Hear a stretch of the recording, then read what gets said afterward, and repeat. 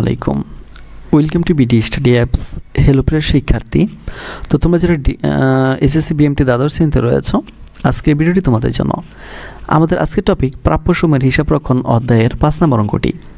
তো দেখো, যমুনা ট্রেডার্সের 2020 সালের তো আমাদের ফেসবুক গ্রুপ হচ্ছে যেটা BD study apps by Abdullah, আর আমাদের ফেসবুক পেজ হচ্ছে যেটা বিডি স্টাডি অ্যাপস। তো তুমি চাইলে এগুলোতে অ্যাড হয়ে যেতে পারো। তো অ্যাড হলে আমাদের সম্পর্কে অনেক কিছু জানতে পারবা। 1 জানুয়ারি তারিখে অনাদায়ী পাওনা সঞ্চিত ক্রেডিট ছিল এত টাকা, যেটাই মানে মাসের প্রথমে থাকবে ওটারে বাদ দিয়ে দিতে হইব।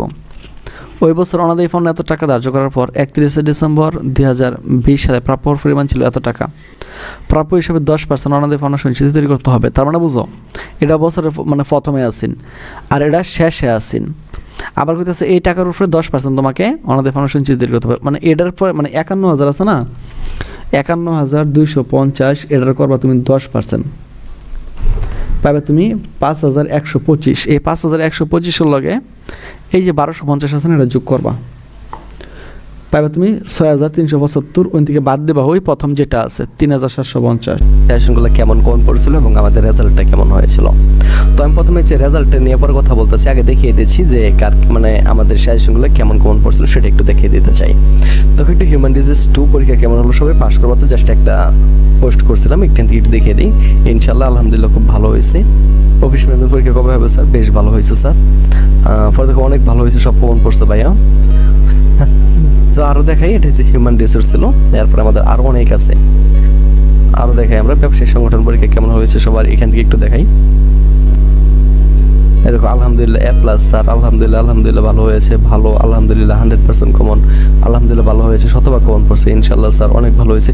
তো এরকম তো শত কমেন্ট আছে, ঠিক আছে, শত কমেন্ট আছে। তাই তোমাদেরকে আরো দেখাই, আর মজা পাবে। দেখো মার্কেটিং নীতি ও প্রয়োগ 2 এই পরীক্ষা কেমন হয়েছে, আমি প্রশ্ন করেছিলাম ওদেরকে। তো তোমাদেরকে একটু কমেন্টটা দেখে দেখো, ইনশাল্লাহ এ প্লাস পাবো স্যার, এতে 100% কমন, আলহামদুলিল্লাহ। দেখো এই কমেন্টগুলো দেখলে কিন্তু মনে অনেক শান্তি পাওয়া যায়, ঠিক আছে। দেখো দেখছো, ওকে আরো দেখাই। এগুলো ক্লাস নিয়েছিলাম আমাদেরকে, আমাদের নতুন ব্যাচ চলছে, ওইখানে তোমরা চাইলে অ্যাডমিশন নিতে পারবা। তা আমি আরো দেখাই, আরো আছে, অনেক আছে। তারপর দেখো ইংরেজি পরীক্ষা কেমন হলো, সবাই পাস করবা তো? একটু দেখো মজা পাইবা। স্যার 35 থেকে 40 পাবো ইনশাল্লাহ, আলহামদুলিল্লাহ খুব ভালো হয়েছে স্যার, শুকরিয়া ভাইজান, আলহামদুলিল্লাহ। জি আলহামদুলিল্লাহ ভালো হয়েছে স্যার, সব কিছু কমন করছে, বিশেষ করে গ্রাফ চার্ট ও সিপি এটা আগে লিখছি, ভালো স্যার, অনেক কিছু হুবহু কমন পেয়েছি, আলহামদুলিল্লাহ। তো দেখো এই যে এই কমেন্টগুলো যে তোমরা যদি একটু দেখো, তাহলে তোমরা বলছো ভালো স্যার অনেক কমন পেয়েছি, হুবহু কমন পেয়েছি, এ প্লাস থাকবে ইনশাল্লাহ, আলহামদুলিল্লাহ ভালো হয়েছে স্যার, আলহামদুলিল্লাহ ভালো হয়েছে ভাইয়া। তো দেখো এইগুলো, এই দেখো এ প্লাস। তো দেখো এত সুন্দর মানে তাদের কমন পড়ছে যে থ্যাংক ইউ, অনেক কমন পড়ছিল আর কি। হ্যাঁ স্যার আপনার সাজেশন দারুণ। তো দেখো এই যে এই জিনিসগুলো তারা কিন্তু আমাদের এই ব্যাচে ছিল, ঠিক আছে। তো আমাদের 2026 সালে ব্যাচ কিন্তু অলরেডি শুরু হয়ে গেছে। তো তুমি চাইলে আমাদের সাথে কন্ট্যাক্ট করে খুব দ্রুত এখানে এডমিশন নিতে পারবা। এখন দেখাই একটু রেজাল্টটা, মাত্র 10 জন কমেন্ট করছে, সবাই তো আর কমেন্ট করে নাই, একটু দেখাই দেই। 4.79, 4.38, 4.25, 4.21। তোমরা যে একটু ভালো করে খেয়াল করো, দেখো এখানে 4 পয়েন্টের নিচে কারো রেজাল্ট নাই, ঠিক আছে।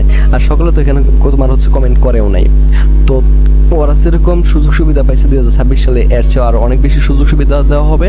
তো তোমরা যারা মানে আমাদের এই কোর্সগুলোতে অ্যাড হতে আগ্রহী, তারা সরাসরি আমাদের সাথে কন্ট্যাক্ট করতে পারো। আমাদের নতুন ব্যাচ অলরেডি শুরু হয়েছে। পাবে তুমি 2,625 টাকা। এটা আমাদের আইবিবিতে ট্রান্সফার হবে। যাই হোক, প্রথমে আমাদেরকে জাবেদা দেখাইতে হবে, অনাদায়ী পাওনা হিসাব তৈরি করতে হবে, অনাদায়ী পাওনা সঞ্চিত হিসাব তৈরি করতে হবে, ঠিক আছে। তো দেখো জাবেদাতে অনাদায়ী পাওনা সঞ্চিত হিসাব 1,250 টাকা। স্যার এটা কোনটা? এটা হচ্ছে এইটা, কারণ শুরুটা তুমি নিতে পারবে না, শুরুটা আমরা বাদ দিয়ে দেবো পরে। 1,250 টাকা প্রাপ্য হিসাব, 1,250 টাকা অনাদায়ী পাওনা হিসাবভুক্ত হলো, শেষ। এরপরে অনাদায়ী পাওনা সঞ্চিত হিসাব, এই যে 2,625 টাকা, এটা এখনই দেখাইলাম। এই যে টাকাটা আছে না, এটা 10% করবা, পাইবা তুমি হইতেছে 5,125। এটার লগে এটা যোগ করবা, কারণ এটা বছরের শেষে আছে। যোগ করার পরে জাস্ট তুমি যে এটা বাদ দিয়ে দিবা, এটা বাদ দিলে তোমার এই টাকাটা চলে আসবে, এই টাকাটা। তাহলে অনাদায়ী পাওনা সঞ্চিত হিসাব এত টাকা, নতুন অনাদায়ী পাওনা সঞ্চিত হিসাব হিসাবভুক্ত হলো, শেষ। এটার আয় বিবরণীতে ট্রান্সফার করবা, আয় বিবরণী হিসাব 2,625 টাকা, অনাদায়ী পাওনা হিসাব 2,625 টাকা, শেষ। অনাদায়ী পাওনা আয় বিবরণীতে স্থানান্তরিত হইল, 20 সালের কাজ শেষ। এখন দেখো ওই একটা সালে ছিল না, অনাদায়ী পাওনা হিসাব খুবই সহজ। ডিসেম্বর 31 তারিখ লাগবে। এখানে লিখছে কি ওনাদের পাওনা হিসাব না, তুমি লাগবে ওনাদের পাওনা সঞ্চিত হিসাব। এই 2650 টাকা 25 পাইছিল না, এটা বসাই দেবা। এই ডেবিট করে বসাইবা, এই ডেবিট করে বসাইবা। আয় বিবরণী হিসাব এই 2625 বসাবো। এখন থেকে এটা থেকে এটা গেলে আর কিছু থাকবো, যেহেতু থাকতো না তাহলে এগুলো ফাঁকাই থাকবে, শেষ। তারপর দেখো ওনাদের পাওনা সঞ্চিত হিসাব আগের মতো করে বানাইবা। তারিখ হিসাবের নাম যাবে 20টা, ডেবিট টাকা, ক্রেডিট টাকা, যার ডেবিট ক্রেডিট, শেষ। ব্যালেন্স বিডি এই 3750, ওই যেটা প্রথম দেওয়া দিয়েছিল বছরের প্রথমে, যেহেতু তারা দেওয়া দিয়েছে আমাকে নিতে হবে এই 3750 টাকা, বুঝতে পেরেছো? ওকে, এই দেখো এখানে বসাইলাম। প্রাপ্য হিসাব 1250 টাকা।